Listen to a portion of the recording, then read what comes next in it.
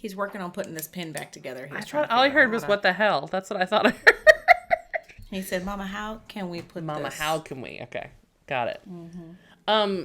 If I have a little friend who wants to say hello too, how do we do that? Do I take my headphones off? Well, we can pick them up in the mic. No, I know, but she can't hear you.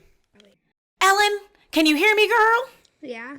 She can. So, what flavor gum is that? Oh, watermelon. Watermelon. It smells really good. It's like the only one we have right now. Yeah, watermelon gum. It's tasty.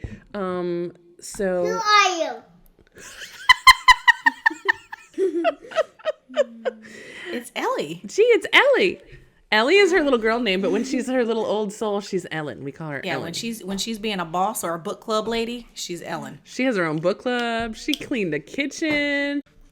Okay, I love you. Thanks for coming in. Bye. Keith says bye. Bye, Keith. Bye. See you in a little bit. Bye. I need to read my schedule. Did he say I have to do something with my schedule? Yes, he did. Oh my.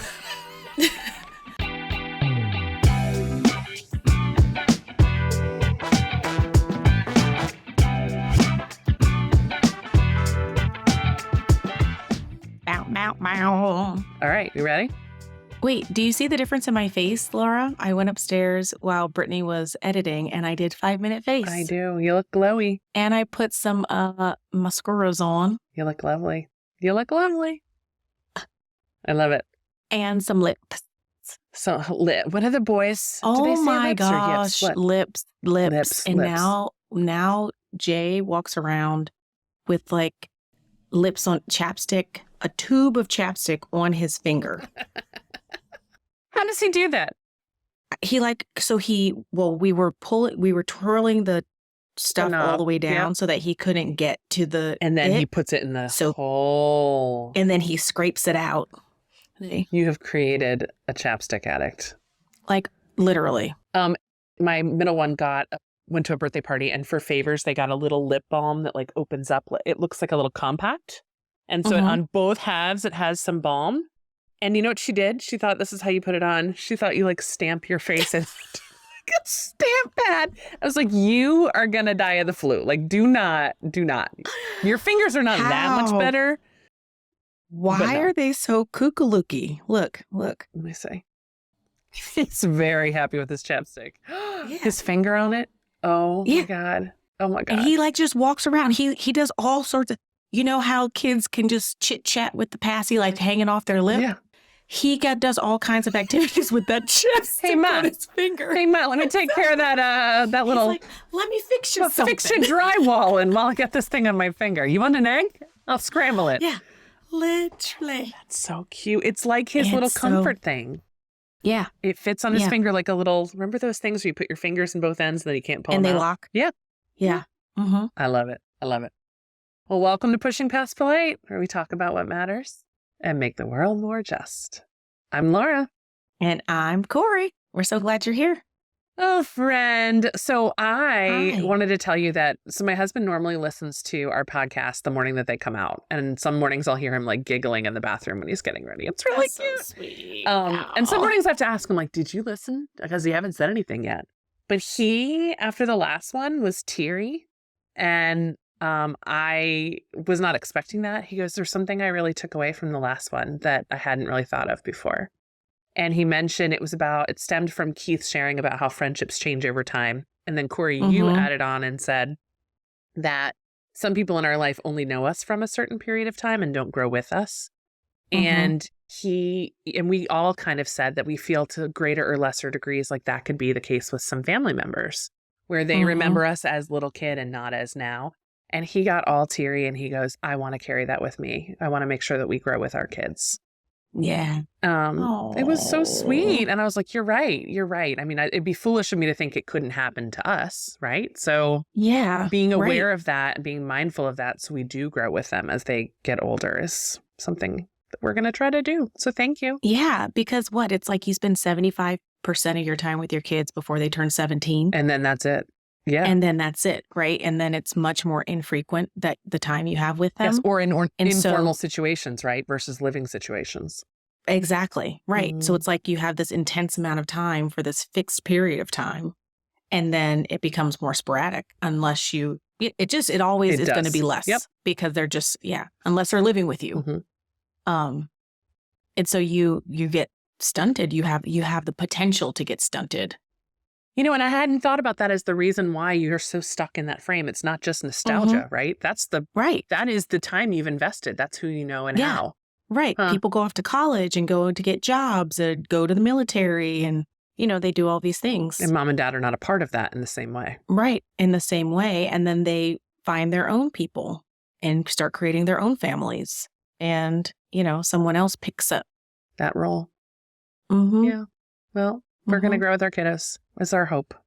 If they'll let us. Well, when Daniel and I chose each other, decided, one of the things that I told him and we talked about is I want the person that I'm with to be that's my main witness, right? To my life, to my adult life. There's always somebody who you're the person who is my primary witness. Yeah. And as parents, we are the primary witness to our kids' lives for that period. And how do you continue to be a witness of their accomplishments, their hardships, all of their growth, their changes, right? Because a lot of people stop being that witness to their kids. Oh, that's beautiful. Well, and then he becomes, when you choose a partner, that's your person. That's the one who's that's your person. Carrying the history from your adulthood on. Mm-hmm. I love, that's one of the things I actually like the most about being married is not having to give a lot of context and backstory. I can just give an update on something that happened and they know the whole history of why that really made me feel a certain kind of way. It is kind of wonderful. Mm-hmm. And having close friends and networks over extended periods of time. Yep. I feel that with my bestie Stan, who I've known since college. And so we have 20 years of history and context. And another couple of my friends who I've known since I was a child. And we have all of this historical relationship that has grown together. And so I feel so fortunate to be able to have all of these witnesses who can tell stories about who I am and who I was and how I've changed. And I can do that for them too. Yes. That's just such a gift. Agreed. And now I get to be that with you too. Yes, that's right. Your history starts somewhere, right? Yeah, and exactly. Even from but these last few years have been so full of so much that it feels like when I remember on the calendar that we're approaching maybe 4 years of friendship, it feels like a lot more than that. It feels like a lot more than that. Yep. You done wore me out. Lord. With a T. Yeah, Lord with a T. Yes. I love it. That's so funny. And we have to celebrate a fun victory in personal lives. Keith, can you tell everybody about the Buddy Hollies, your trivia team? What? We win a lot. A lot. We're winners. What do we want me to tell? He tagged me in a post where they won and had some kind of trophy, and I thought this was some cumulative, summative, end of season big moment. No, this is just another Tuesday? It was Thursday. We do Monday and Thursday. What are the entry fees? What are the entry fees for these I was literally trophies? about to say Manic Monday. Yeah, no, it's free. You just buy drinks when you're there. It's sort of like a bar game, but it gets pretty serious. There's a lot of established long-term teams. I sent you the picture last night because I brought my dog. I don't usually bring my dog because he hates crowded areas like that, but he actually had a good time. There were a couple other dogs on our team. So yeah, the photo is just a bunch of us posing, holding up. Oh, Your fur a big babies. dog, a medium-sized dog, and then my little dog. We I thought it was love it. cute. So there has to be some outside component, right? They're not just letting you bring the dogs inside. Or are they? St. Pete is one of the most dog-friendly cities I've ever experienced in my life. A lot of restaurants down here have dog menus. So you can order for you, and then they have a little menu where you can get scrambled eggs or a tiny little burger or something. Actually order for your dog. Yeah, it's cool. That's really cute. wow. A lot of the bars down here, if they don't serve food, you can bring your dog in. So fun. Okay, well, no wonder Woodstock is happy down there. Thank you for saying that part out loud, Keith. What? if they don't serve food. I was like, ooh, I don't know if I'm ever eating in St. Pete. Well, so please tell me it's a patio. Please tell me it's a patio. But then I was like, how would the trivia be connected? You need the monitors and the screens. But if they don't serve food, if they're just serving alcohol, that makes a lot more sense. Yeah, the places that have food, you can have your dog usually outside, like normal. Outside, yeah. But a lot of the bars down here, like inside is kind of quasi outside. A lot of places don't have like doors or because big the weather's windows. so great. Yeah, it's sort of Rubbing it like in. you have a roof over your head, but it's not really indoors. Right. The place that we went to last night is called, I don't want to say the name, but they have a mini golf course outside. And yeah, it's really cool. So if you go there on a normal night, you can like drink and play mini golf. Well, maybe you need to host next time. We were just talking about our next retreat. We've been together all in the same place once for about 3 hours, maybe 3 hours. So we said, where's the next retreat? But apparently it's St. Pete with a dog and a pup cup on a golf course. Mm-hmm. You guys are welcome to come snowbird it anytime you want. Thank you. Awesome sauce. Well, congratulations to the Buddy Hollies, even if this was not a cumulative major even if trophy. they're just steady winners. You are just winners. You're winners. You can still be congratulated. Mm-hmm. Yep, small victories. Even if you're a consistent winner. That's right. I appreciate it. Sure. So something we wanted to talk about that we've not discussed together, I don't think ever, maybe informally little pieces of this, but about... And we do it together, even though we don't, always think about it in this way. Yes. Yeah. So now people are like, what are they doing that we don't think about? What are y'all talking about? We've been thinking about snorkeling. It's snorkeling. Yeah, it's definitely snorkeling. Definitely. People who are influential in our path and who are in either formal or informal mentorship roles. People who act as sponsors or speak up for us or give us some great life lessons that we in turn try to emulate. So wanted to ask, who have your mentors been across your lifespan and what kind of gifts have they given to you? Many. I know. I jotted down and then had to trim. And even then I have a list. But tell me like earliest mentor that you are cognizant of, maybe other than your parents, unless you really want to talk about your mom and dad. They're great too, but. Yeah, they are great. My grandmother for sure. Mm-hmm. My mom's mom. There were a couple of teachers that like stand out for sure. Mm-hmm. Marjorie Fisher was my 5th grade teacher. Miss Milleris was my 1st grade teacher. Milleris, Milleris. I don't know. Great question. She was a great spelling teacher. Yeah. The best. But she I went to this French immersion school at one point and parlez-vous français? Oui, oui. Oui, oui. No. And so there are some teachers, I had a couple in high school who stand out too. So I would say, and they're all women for surezies. There were a couple of men. I missed out on Mr. Williams being my 4th grade teacher because we moved and I was heartbroken and devastated. Oh my God, I was devastated.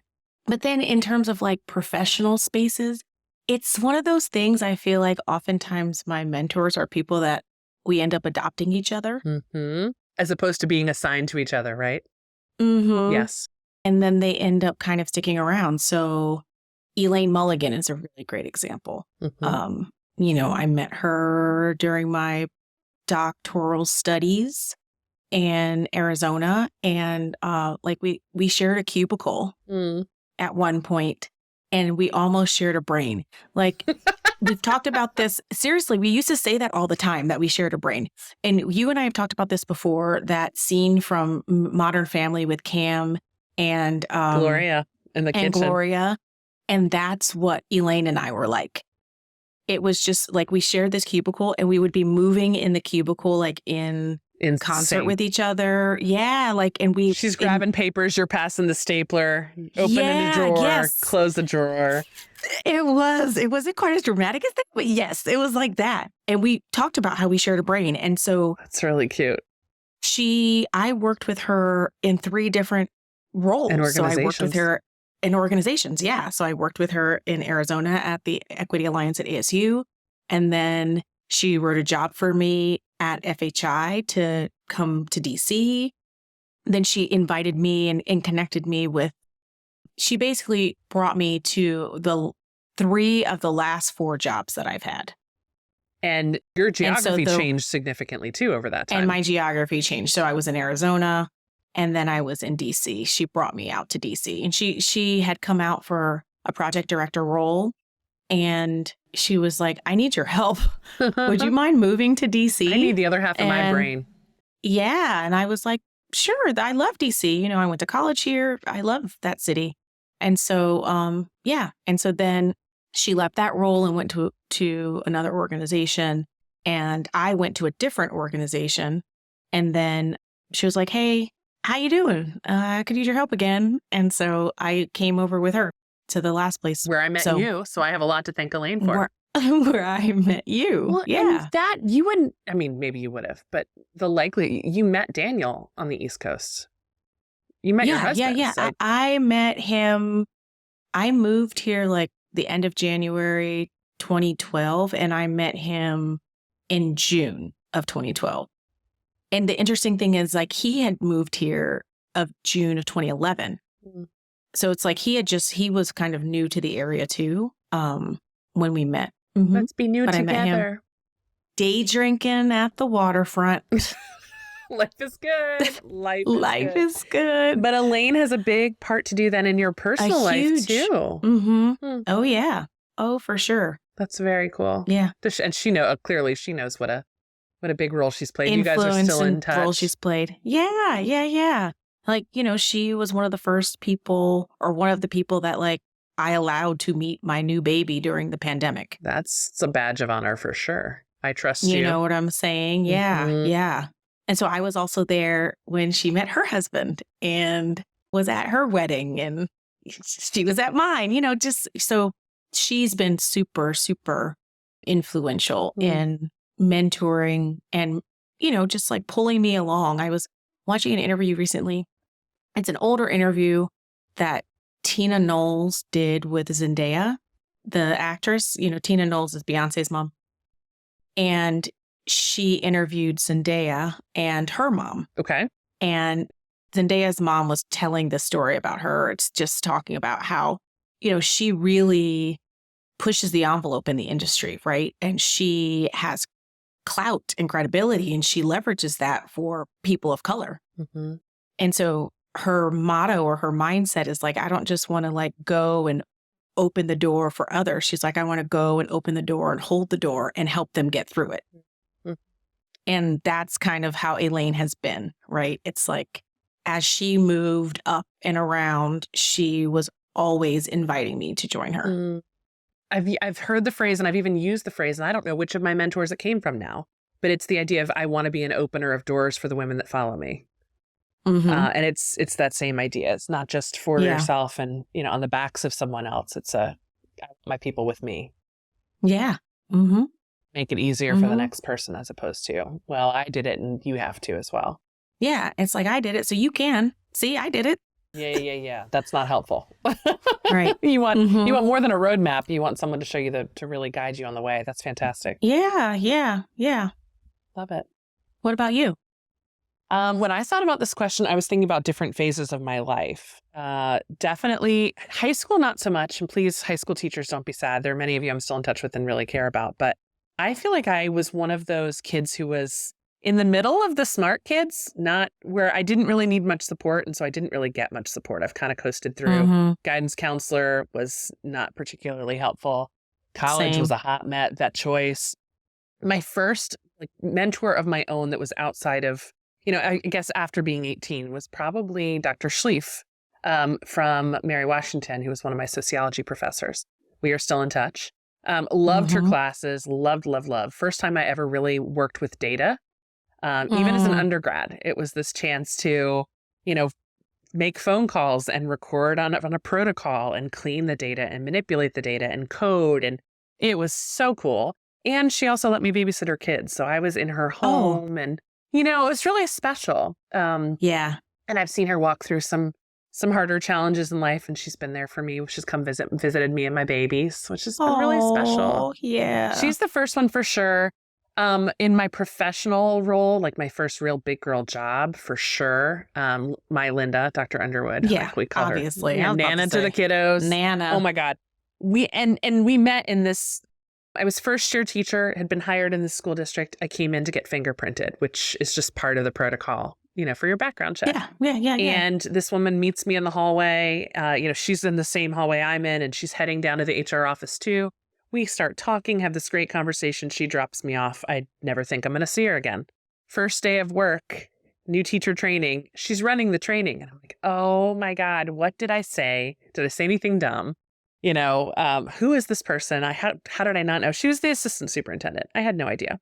And she was brand new to the area. She didn't know anyone. And so she would come check on me. That was her way of pulse checking how things were going in the district, was like, oh, how's this new teacher doing? I know her. I have a personal connection now.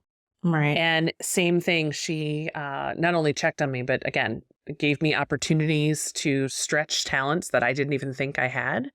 And was a great champion for me in lots of different spaces, encouraging me to go to grad school and finding ways for me to stay on part-time and still contribute to the district, but pursue, my family and time with Bernie and all that. So that's super special. And she's part of our family now, which is wonderful. Yeah. I was going to say, like, in college, it was like all men, interestingly, right? Like, Professor Hirsch was one of my favorites. He is like one of the reasons I entered into the education field. And between him and my grandmother, who was like a teacher, administrator, all that stuff, running programs in school districts. But he was running a tutoring program for kids in DC. And so he was one of the people who encouraged that part of like connecting with people and watching people grow and giving back. And there were a couple of other, Father Kemp, he really started introducing me to that like critical thinking of like, he had these two classes called, one was Church and the Poor. He was a Father Kemp priest, I assumed, but he was okay. honest AF. It wasn't like this weird, or it was a Jesuit university. And so the priests were just real about how stuff was and really had a strong connection to serving people. The Jesuits tend to. It's a group that's known for that. Yes. And so he was just like, he was so authentic and real. He was the person who actually encouraged me to go pursue my doctorate. And that's like when I started applying for graduate school and all that kind of stuff. So in undergrad, it was much more like male mentors who were seeing something in me and encouraging me to pursue some of that. And they both had me like come back and guest lecture in their classes when I moved back, like that sort of thing. That's awesome. Are you still in touch with either of them? Over like LinkedIn, I don't see them very much, but yeah, occasionally I will run into Father Kemp. He lived, when I lived in DC on the other side of town, he was my neighbor. Oh, I love so it. I saw him often at the grocery store, at the local restaurants. I saw him very often. And Professor Hirsch actually didn't live very far either. And so I would sometimes run into him at the ice cream shop or somewhere. So, but now that I live in suburban land. Welcome to the suburbs. Welcome to the suburbs. I'm not in the city as much. So I just kind of like, I have not been as engaged in the university as I would like to be. And that's and I have the littles.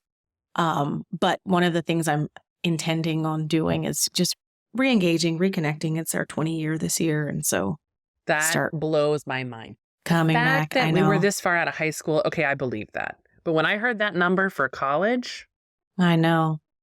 What? Mine was technically last year. Mine was 2003 was when I graduated. So 23. And I missed it. I should have gone. Now I'm glad you're saying that, because I'm like, one of my friends texted and was like, are you going to go? I was like, it's 20 years already?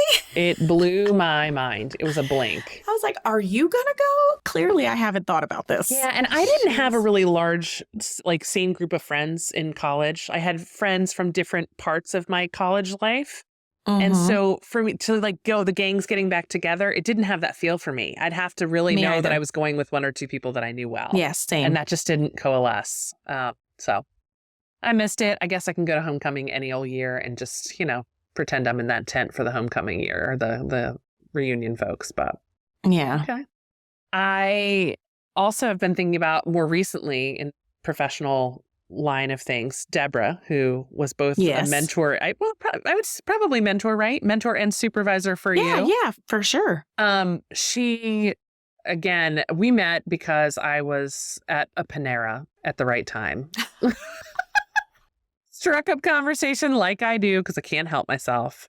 And she was an incredible champion for me. The biggest thing of my takeaway of my friendship and relationship with her, which is still ongoing, she came for lunch today. And I served her random things from my fridge. Sorry, Deborah. Is she gave me language to describe my talents in terms that I never thought about. Yeah. Like, I'm a people person. And she's like, no, you build community. And I'm like, oh, yeah, I do. Or I support teachers. And she's like, you provide technical assistance. I'm like, wait, what? What does that mean? What does that mean? That's one of her superpowers, helping people to be able to better articulate what their own strengths are in ways that are also monetizable, right? So we can put this language into a proposal. We can put it on your CV. It means something in the industry. It has value in this community that you're working in. Or even potential to transfer between fields because this skill applies here and here and here. And I never saw that before. I thought when you get an education degree, you teach and then you go back to school and you become a principal if you want to, and then you retire. There was no vertical. Right. There was definitely no horizontal thinking for me of the different things I could try with this skill set. That is an enduring gift she has given me for sure. For sure. Yeah, definitely. And then I feel like I've also had mommy mentors, like people who are just a few years beyond where my kids are. And I could see, first of all, hope of, light at the end of the tunnel, but also too, like getting strategies and ideas on what to try when I didn't know. And that's been incredibly helpful. Yeah. Yeah.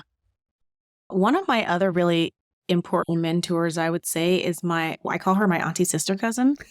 Again, can you please draw the family tree and the branch for that? Yeah, right. Auntie sister cousin. I love it. Auntie sister cousin. And her name's Pam. And now we live around the corner from each other, which is kind of hilarious. But you traded in Father Kemp for Pam. That's all right. You got your mentor, neighborhood mentor. When I left the job Elaine brought me out to DC for, I went and worked with Pam at this other organization, and she interviewed me, and she was like, we were doing a phone interview and we talked for like 2 hours. Dang, that's a connection. This is before you knew her. This was your first meeting, was a phone conversation for 2 hours? Was our phone conversation. This was my an interview conversation. Wow. And it turned into a 2-hour long conversation. You're sharing everything. And then this kid in seventh grade was really neat. Exactly. And so when I got hired, and I walked into the office on the first day, she came, grabbed my hand and gave me a hug and said in my ear, "We did it." Huh. How did you interpret that? What did you think she meant? Like just the idea of, the interview process was kind of arduous. They ended up hiring 2 people. We started on the same day. And so I interpreted it as like, we navigated the gauntlet and got you here.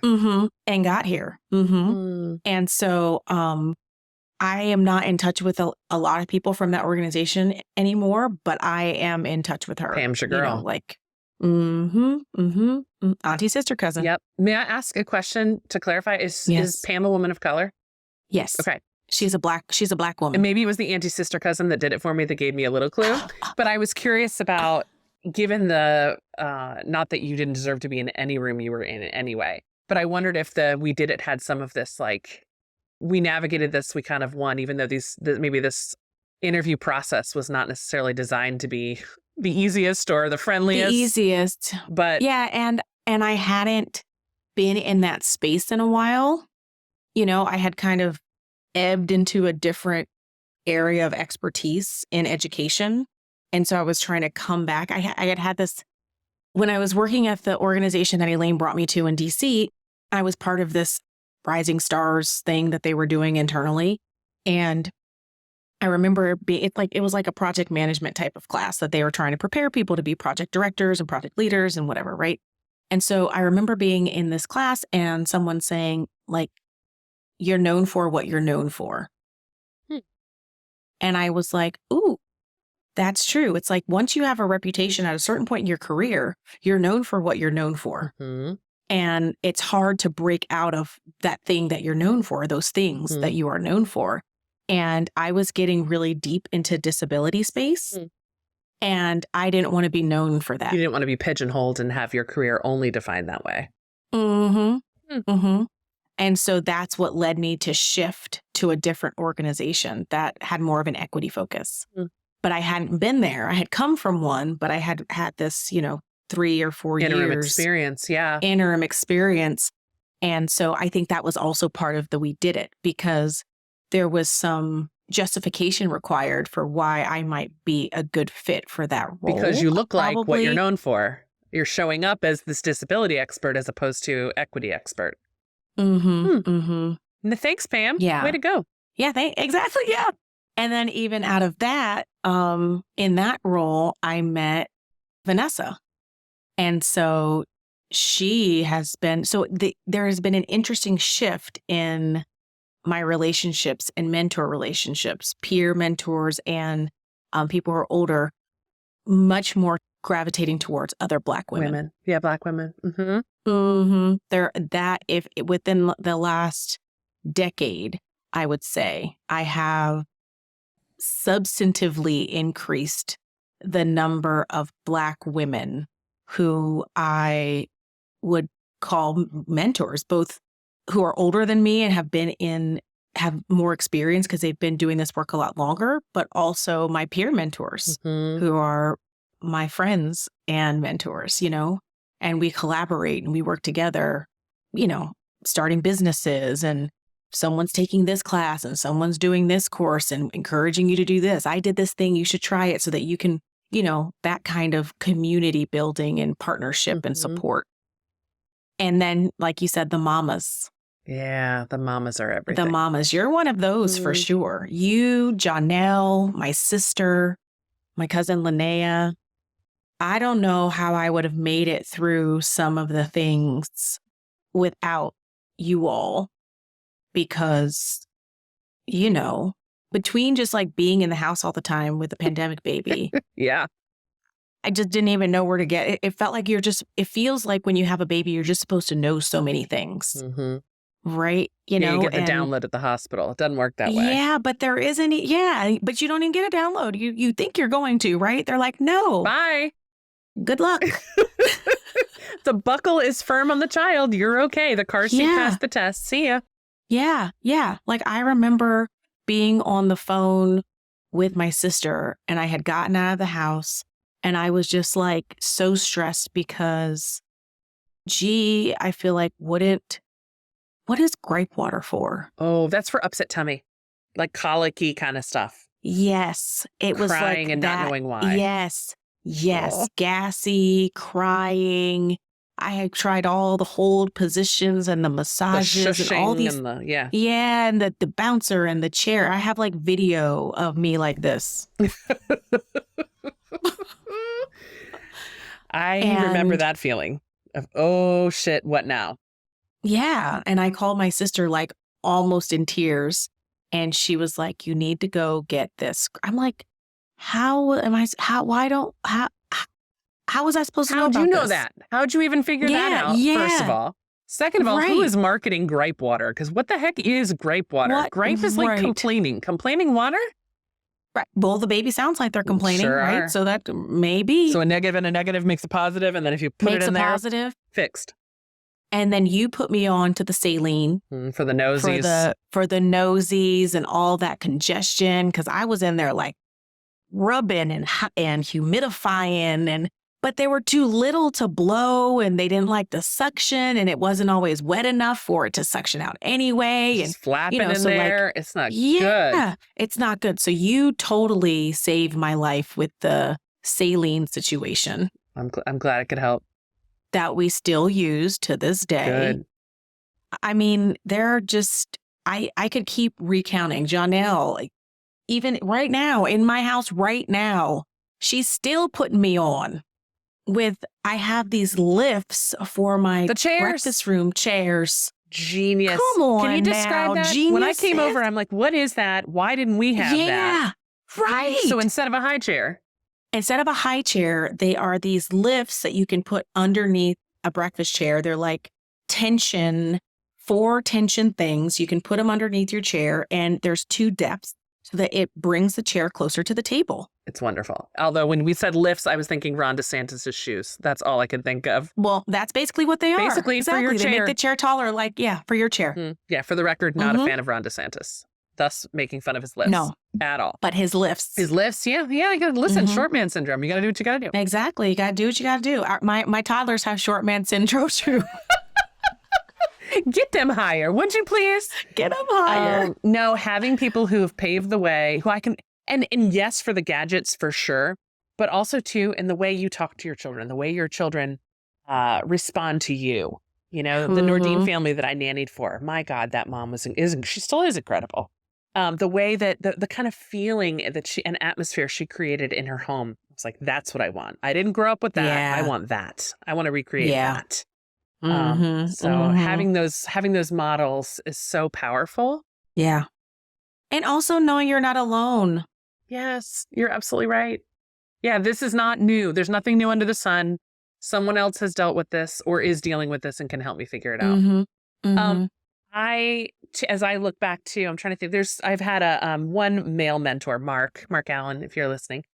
He was wonderful in a workplace and really helped support me and still does, but is a great friend as well. But for the most part, for me, it's always been women. And I think that's interesting too, you shifting from men in college to Black women. Is that an intentional move on your part? No. I was curious. I wasn't sure if it was like a psychological safety and people who like on a different level can understand and relate. It maybe have something to do with that, but it's also just the spaces that I'm in.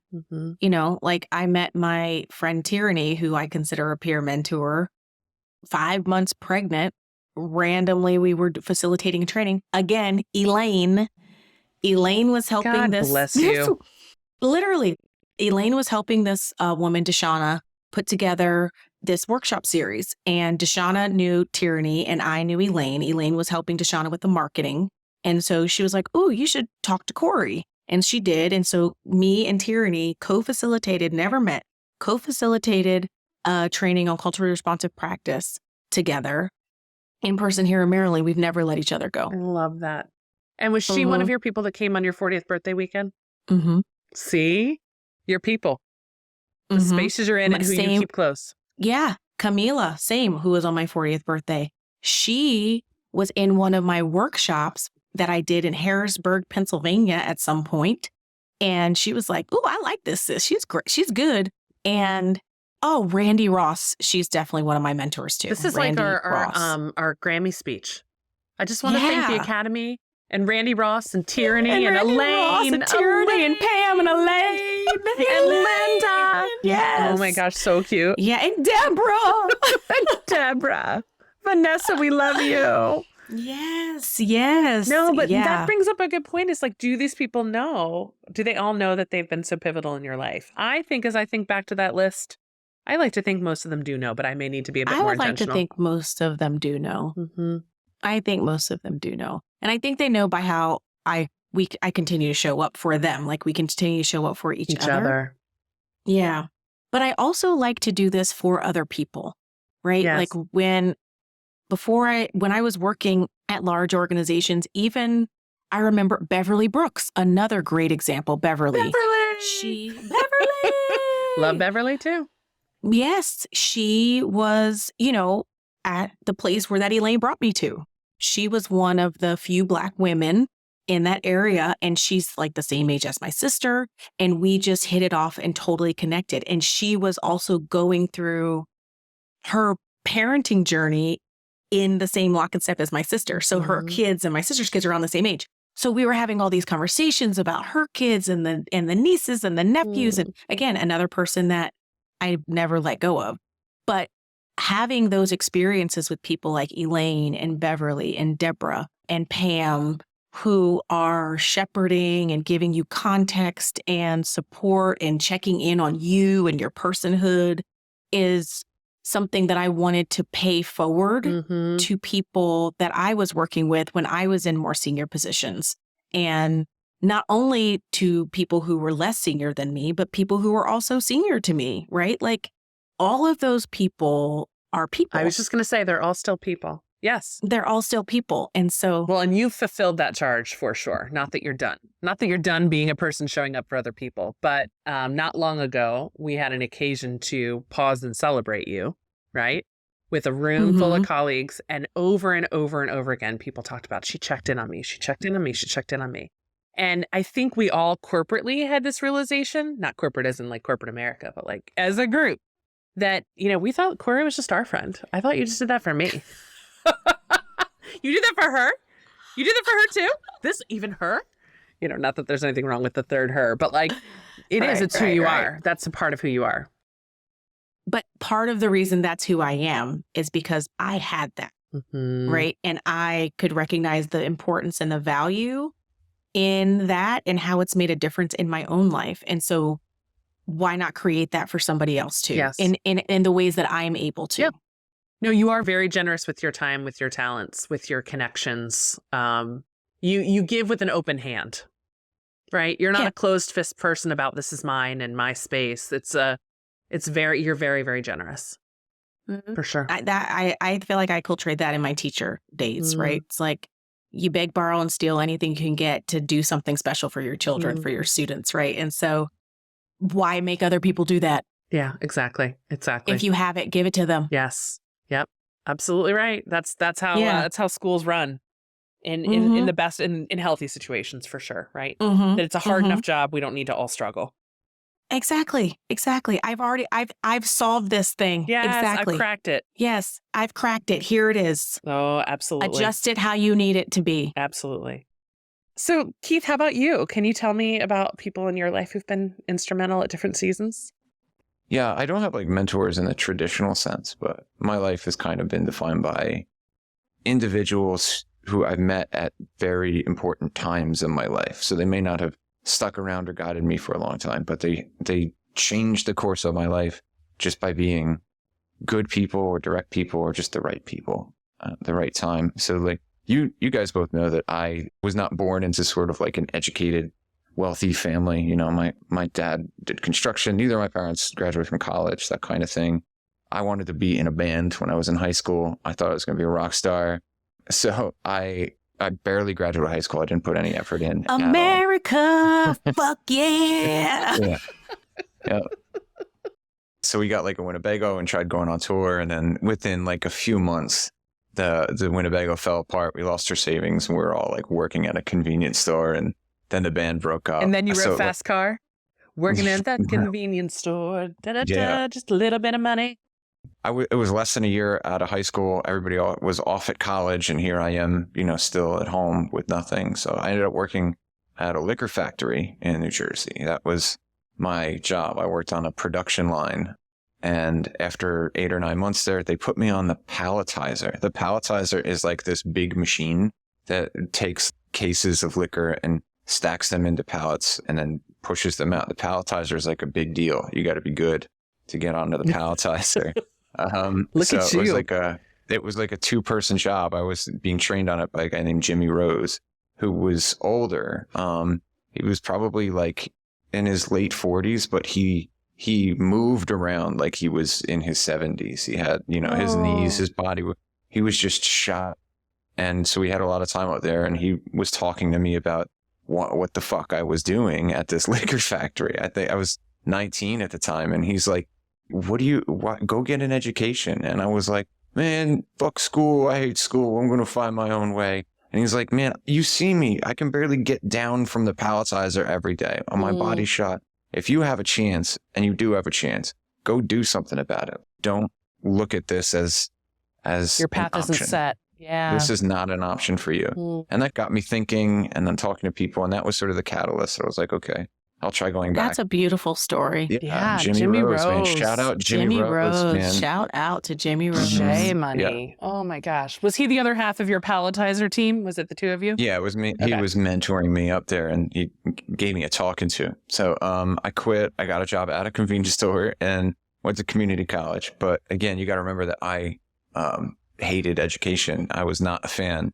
I thought I'm just going to suffer through it, get a degree, and move on. And then in my first semester there, I had a professor, shout out Tim Burke, Brookdale Community College. It was one of the writing 121 courses. Mm-hmm. After we submitted our first paper, he pulled me out into the hallway and said, "You need to pursue writing. You are an incredible writer." Gosh.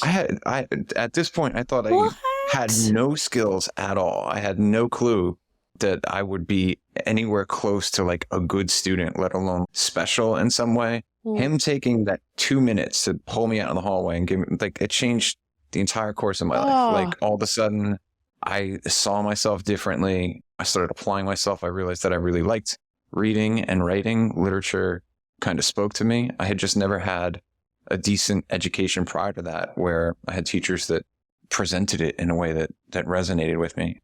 So yeah, years later, I worked myself through college and ended up graduating summa cum laude. And the career I have today is in large part due to just two guys who took time out of their day to try and talk to a 19-year-old kid about what the fuck he was doing with his life. So. One with a stop sign and a warning sign, like, do not go here. And one saying, I see a path forward for you. Exactly. Yeah. That's awesome. Jimmy Rose, Tim Burke, shout out. I love that so much. Oh, that's incredible. So you don't have to be a fixture of somebody's life to be a mentor. You just got to take a little time and effort to try and help when you can. Mm-hmm. That should be on a t-shirt. It's a little you don't have to be a fixture to be a mentor. Mm-hmm. Oh, I like that. Just take the time. Yeah, no. And Corey, you were saying earlier how you feel this need to pay it forward. I also would guess, and tell me if I'm wrong, and I know I feel this way, I enjoy this. Like, I enjoy working with people who are younger or who are more junior, right? Who, are still trying to figure out life or trying to figure out relationships or thinking about motherhood one day, or all of those different phases that I can connect to in some way from life experience. It's a joy to connect with people that way. And yeah, for sure. I wouldn't always say impart some wisdom, because sometimes I don't have it to give, but just to be there for them is really wonderful. Yeah. And I feel like mentorship has evolved in kind of how people understand it, that it doesn't traditionally, it always felt like somebody who was older than you, like older people were mentoring younger people. But now I think those mentor relationships come in so many different forms, right? They come in the forms of friendships. You can mentor your peers. You have peer mentors, older mentors. Younger people are mentoring you. Pam was saying that she had given some presentation and she had listed me as one of her mentors. And because as long as you're interested in learning and growing, you can find those opportunities anywhere, That's what I made. What did you make, buddy? What did you make? Show us. Is that Godzilla? Nope. Guess again. Whoa, that is... Whoa. You see how I can see Godzilla? Yes. No, that is not Godzilla. Who is it? Gee, tell me. Who is it? Batasaur. Batasaur? No, Batasaur. Batasarda? No, Batter? Batasaur. Did you just make that up? Yes. Yes, he just made that up. Batasaur. Okay. That's how we spell that name. That's how you spell it? Yeah. Get it right, y'all. That's how you spell it. I love. That's it. I have a little video from years ago we read a book series I've read with the girls called Mercy Watson. That was the main character. And one of the kids said it really fast. Mercy Watson. Mercy Watson. And I'm like, what did you say? She said, Mercy Watson. And I said, tell me how to say it. She goes, say it with me now. Mercy. And then she got all confused. Mercy Watson. I have a clip of it on my phone, my voice notes still. It is darling. So Battlesar might be in your list. My sister's mother-in-law, her grandbabies there's like a whole set of them that call her Uppa. And it came from Twinkle, Twinkle, Little Star, up above the world so far. And they hung on to that Uppa, up above, Uppa, Uppa. And so they call her Uppa. That's so cute. That's her name. That's a great That's her example of grand like, yeah, you can think your kids are going to call you grandma or Mimi or Gigi. Right. You're Uppa. That's really sweet. I call her Uppa too. Uppa Bubba. We used to say Uppa Bubba, world so Uppa. high. Uppa Bubba. Uppa Bubba. Well, thank y'all for sharing. All right, friends. It's been real. Thank you for sharing. You need to go play thanks for Battlestar with sharing. somebody. Bye-bye. Bye bye. Say thanks for sharing, everybody. I don't want to. You don't want to? Okay, you don't have to. No, we won't make you.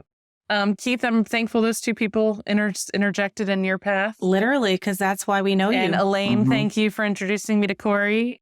Yeah, all my ladies too. Yeah. And I want to thank you both. You both have had a really positive, beneficial impact on my life in the short time that we've known each other. So Look what I made. Thank you both. Dinosaur. That's really You're welcome. sweet. It's mutual. Because we're dope as fuck, bitches.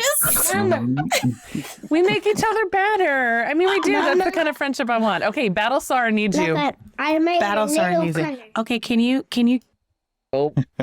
Can you zip it? Can you mute fast? you want to take us home? Or Take it home. Dope as fuck friends. Thank you. that DAF? That's it. We should have t-shirts. DAFF. I like Dope that. as fuck friends. Yes. DAF. Yes. Right up there with BFF. PPP DAF. We need to work on our acronyms. They're rough. They're rough. Why the P's? Why the P's?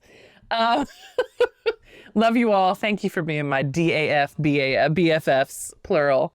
And yeah, thanks for listening to Pushing Past Polite. Find someone who you can open doors for to follow after you, make it easier for them.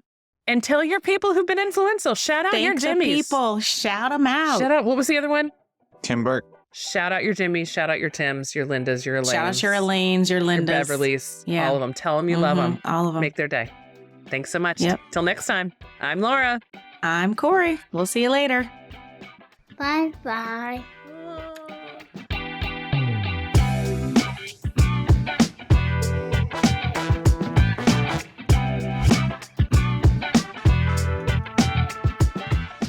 Thanks for listening to Pushing Past Polite. We encourage you to go deeper in your trusted spaces and find new space for good conversation. You'll find episodes, transcripts, and lots of other goodies at our website, PushingPastPolitePodcast.com. You can also connect with us on Instagram, Facebook, and TikTok at Pushing Past Polite. Pushing Past Polite is an independent podcast with Corey and Laura from Just Educators. Our cover art was designed by Rachel Welsh DeIga of DeIga Designs, and our audio is produced by Keith at Headset Media. Until next time, don't get stuck talking about the weather. Push past polite. See you next time.